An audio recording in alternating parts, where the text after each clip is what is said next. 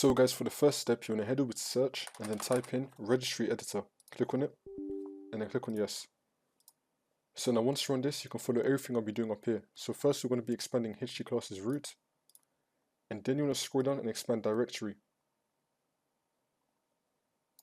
Here it is, you want to expand directory, and then you want to expand background, and then you want to expand shell X. And now you want to expand context menu handlers. And now once you're on here, you're going to be having some folders. So if you have an Intel graphics card, you're going to be having these IGFX folders. There are 2 of them.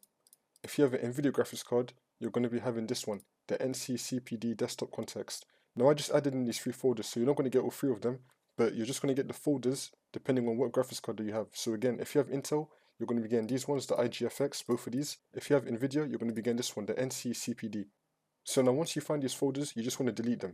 So I'm just going to delete the NVIDIA one, so you're going to right click on it and then click on delete.